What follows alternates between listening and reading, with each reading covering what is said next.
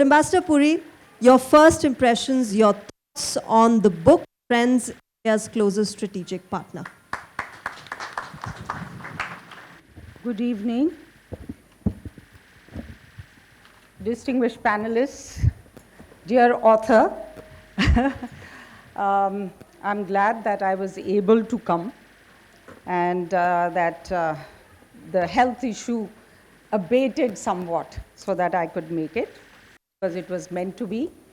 Congratulations to Sri Ram on this, the second book that I really have liked very much and which I would strongly commend to everyone. And the External Affairs Minister and other speakers have already spoken to its virtues, and it's a brilliant book. It's a brilliant capsule of India's foreign policy, its critical vectors and transformations and its future directions, because it's not only about these 7 relationships and the concepts, but it's also about this. And so I'm going to focus on what I found to be enlightening, new and valuable, as well as what perhaps needs further exploration. Now, this book is different from other treatises on Indian foreign policy, because, and also it's not only Indian foreign policy, there is the element of security and economic policy, which he always takes care to blend into a comprehensive whole. In the 21st century, especially the last 10 years, the Modi era, it skillfully brings together in one treatise not only the doctrines at play, and this is what I want to, the concepts, the doctrines at play, but also the variegated dynamics, because each country has a different dynamic with India. Dynamics of selected 7 case studies of India's partners, closest partners as he calls them, to illuminate the opportunities and challenges, larger purposes and thrust of Indian foreign policy itself and of the major players in this world. Some of the partners are major players in the world. One is a great power, others are major powers, or he has also talked about some powers that perhaps are declining or rising. But anyway, this is something that also illuminates that aspect of the equation. Now he posits Indian foreign policy, its evolution, and its closest strategic partnerships or friendships against a trajectory. I think that was the point he made himself, that there is a close link between these partnerships and India's rise, and against the trajectory of India's ambition and ascent as a great power to be. And he coins that, he gets that coinage of great power to be. And there are others, nascent great power and other terms that have been used in the book at different times, and a leading power. And that too in the context of some tectonic shifts in the world order that have happened, and at a time of grave peril and intense competition. I think the context is very important. Conflict, division in the world and our neighborhood. It's becoming more and more perilous and dangerous. And in the context of the myriad threats to India's security, territorial integrity, economic growth, and well-being. When I saw the title Friends, I think Minister Jaishankar referred to who are friends, when I was intrigued, and more so to see Kautilya's I think he has used Kautilya as inspiration for much of this characterization of friendships. And then, as EM said, India and Prime Minister Modi has consecrated India as a Vishwamitra. So it makes sense that you talk about these closest partnerships as that with friends. But can two countries be friends in the same way as individuals? And that's the issue I think Minister Jaishankar referred to when he said there is a certain element of innocence presumed. And, but I think he has explained this well. And I'll also come to the international relations theory, IR theories on this. But what he has said is that he has put it in the institutional context of strategic partnerships, the closest strategic partners. And he has said it is less than an alliance, which he also describes as a rigid marriage. And somebody else talked about live-in relationship.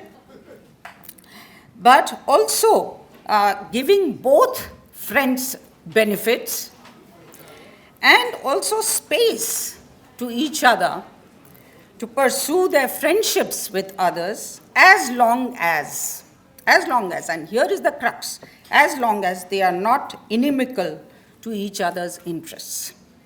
And so that crux we have to really look at.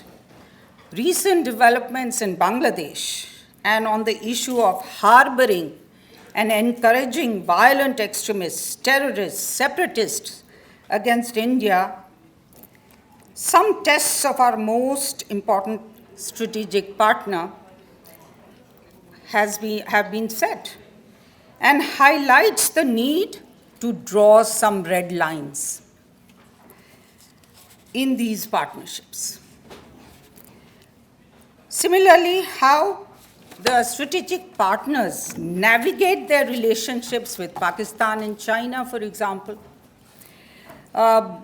both counterterrorism and threats to our security and territorial integrity, and counsel and induce maturity and restraint to them is another aspect.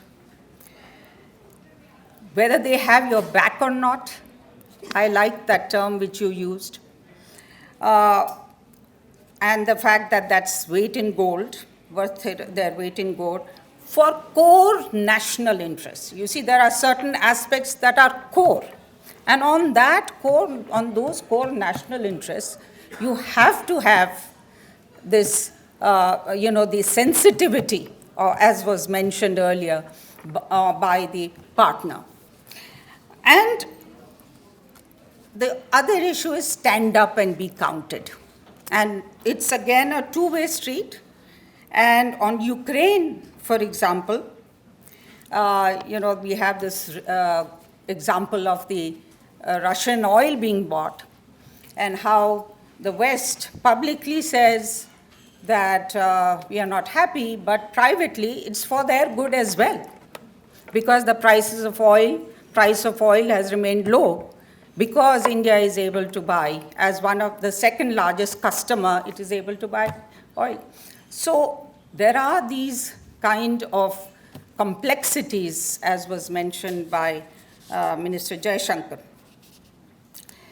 I also found that the book uniquely builds on the theory and practice of international political discourse on claims of friendship and special ties which started in the early 21st century.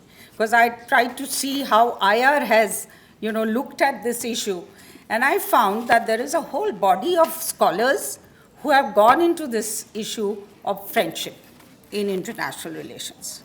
And so he has, in fact, given substantiation to the IR discourse of pundits seeking to evaluate the contents, relative strength, and present-day conditions of a given state-to-state relationship, and also I see from the reading of this book that Sri Ram believes that it is not innocence alone, it's not idealism alone, it's not value-based alone, or some kind of a romantic idea of what the relationship is or should be, but it's also hard interests and realism in IR and Indian foreign policy, which has been applied to India. Now, why do these closest strategic partners matter?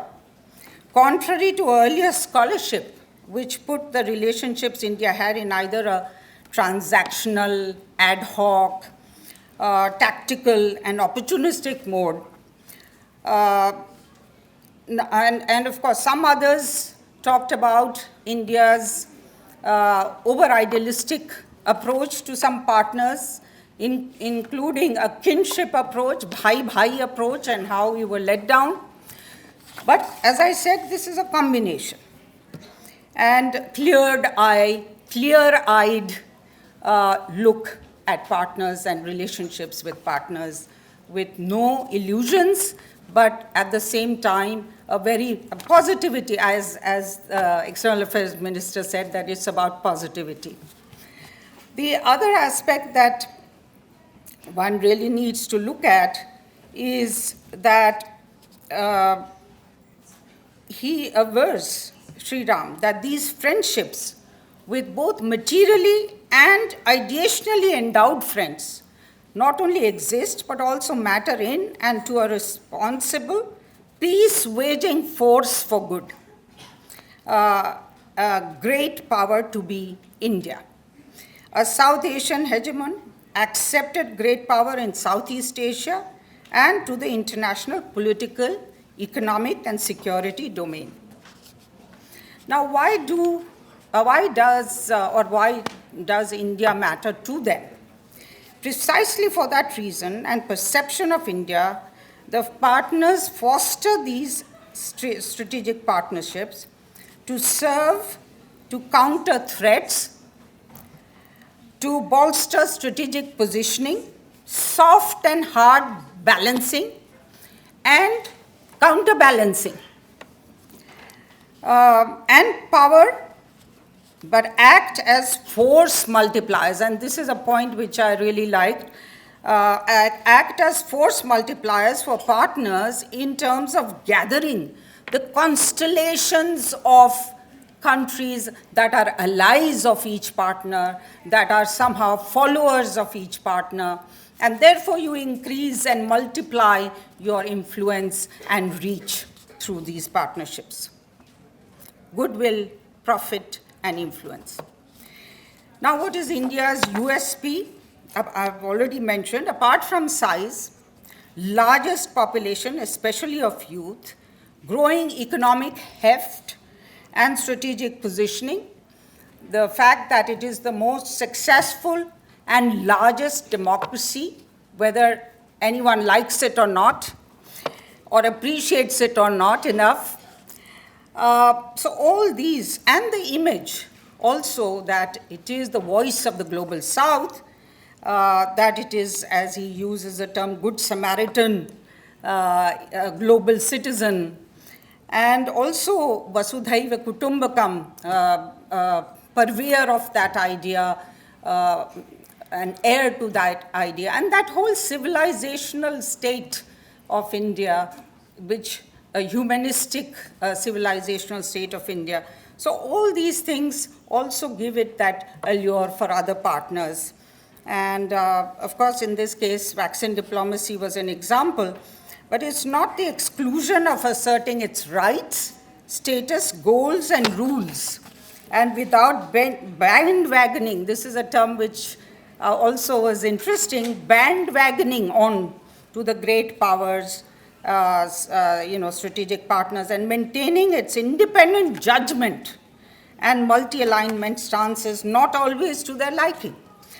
Now, what I also found very interesting was how Sri Ram compared the strategic partnerships of India with those of China, and the US. It's a fascinating inquiry.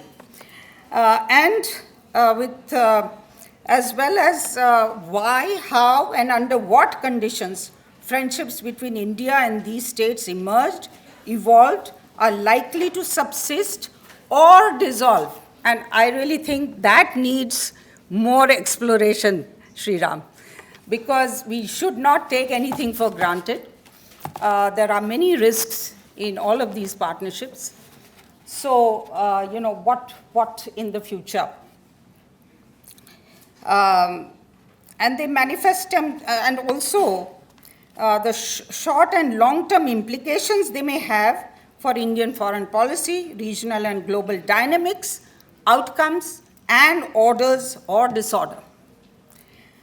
Questions asked. It is often said that you must, the master key of knowledge is the questions you ask. And the highest wisdom states from questions asked as much as from the answers given. So I would like to commend him on the quality of the questions, the acuity of the questions asked, and sought to answer, and he sought to answer under the rubric of rising powers choices of friends. How each friend matters, how they become thick and resilient to shocks, regional and global impact, friends with enemies, will they morph into rigid alliances? All these are very, very important questions and valid questions on which the book also gives answers, but also we need to deepen that study. Centrality of bilateral, multilateral. As a multilateralist, you can imagine that I was very interested to read that there is a centrality of the bilateral relationships in driving the multilateral agendas. And whilst I agree with that the bilateral, dynamic, and forceful bilateral relationships where there's a meeting of minds can propel better coordination and consultation in multilateral fora, and especially at a time of the need to rejuvenate dysfunctional multilateral systems. So, and also not only the bilateral partnerships, but extensions into plurilateral partnerships. And I want to just make a small correction that G20 is a plurilateral partnership, not a multilateral partnership. So these extensions, whether it is G20, Quad, I2, U2, these are all also building blocks for strengthening the multilateral and renewing and reforming the multilateral system, global governance, and cooperation. Issues, values, reform, all of that. Multi-alignment, multipolarity, I think that has been mentioned, and they are very much a part and contribute to, and an example of multi-alignment, if you will. Strategic autonomy, ambiguity that we exercise, and it's meant to realize the multipolarity that we seek in a riven, increasingly bipolar, adversarial, Cold War 2.0, East-West, North-South scenario that is emerging. So we are the bridge builders in so many ways, even as we pursue these partnerships which cover these North-South, East-West areas. And then he also talks about how dyads are good for bilateral relations, but also geopolitical and geoeconomic stabilization, and regional and global good and governance, the global public goods, sustainable development, climate change, everything, energy security, for example, and enabling India to take the rightful place in the world as a great power in a multipolar setup. There is this whole issue of question of interdependence that comes up. How much are we going to be dependent? There is a certain element of interdependence and symbiosis that characterize these closest strategic partnerships. But there is also the element of, or the danger of falling into one-sided dependency, and that being then weaponized later.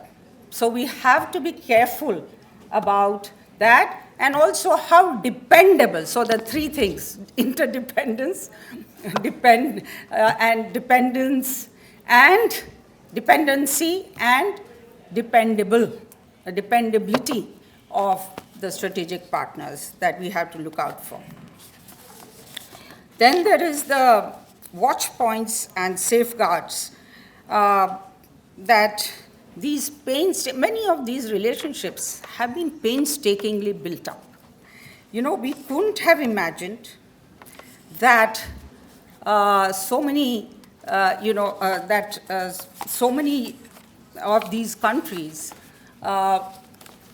we could have this kind of closest strategic partnerships years ago. I can't believe, for example, that I was in Japan in 1975, but even leave aside 1975, even in the early, up until 2014, we couldn't have imagined the relationship that we have built with Japan, personal chemistry, Prime Minister Modi and Prime Minister Abe, but also a geopolitical and geoeconomic convergence that came up. So, it has to be everything.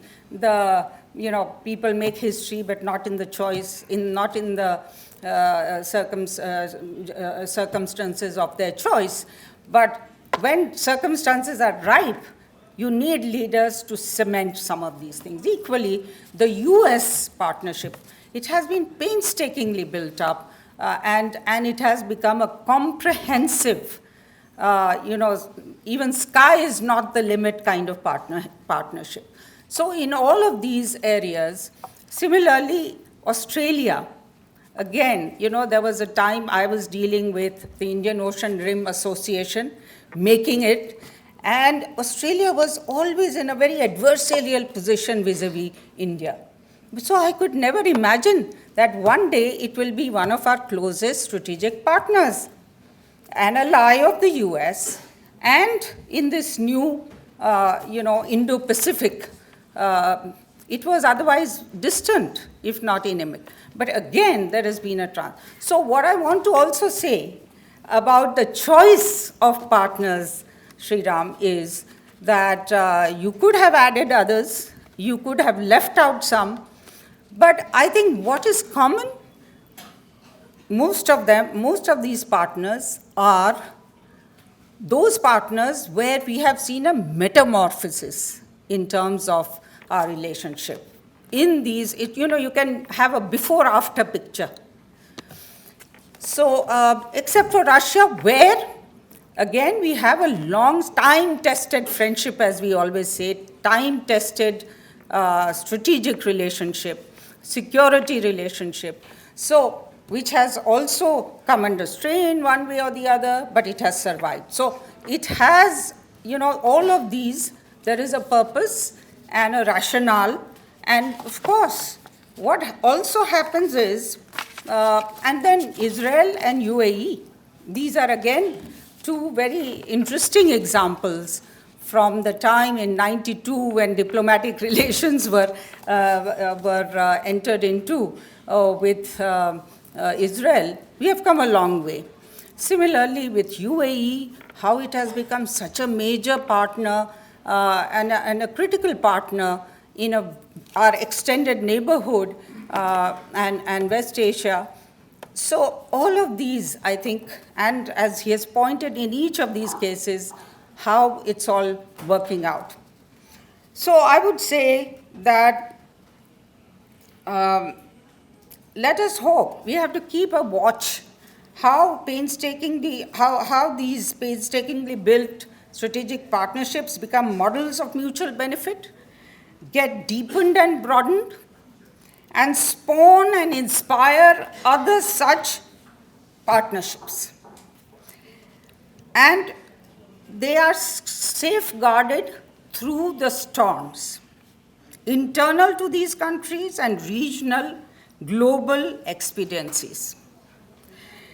On the other side, on our side too, we have to build safeguards against slide backs and keep ourselves open to other such strategic partnerships and friendships within the 36 that he seems to have identified. We have entered into strategic partnerships. Somebody was telling me that whenever there was a presidential visit and we didn't have much substance to show for it, we would declare that country a strategic partner. So, but I think those are gone, those days are gone, and we have been very seriously putting depth into the strategic partnerships we have, but also we may have to see outside those which are the strategic partners that can be looked at. And as he says, after all, he has said that far from being monogamous, and as the minister said, these are not exclusive relationships, it's a promiscuous, dual-faced hedging game that we are into, or that countries are into, other countries too, and we have to be there, of strategic partnerships and friendships. And we are not about to join the Asian NATO, nor we tie ourselves down to one or the other bloc till death does do us apart. So I would say this book should be compulsory reading for all those with a stake in Indian foreign policy and India's journey to 2047 developed country, great power destination, and for them to cogitate about how these 7 and other strategic partners can be our best friends, philosophers, and guides in what is bound to be an exhilarating but bumpy road ahead in a tumultuous world. Thank you.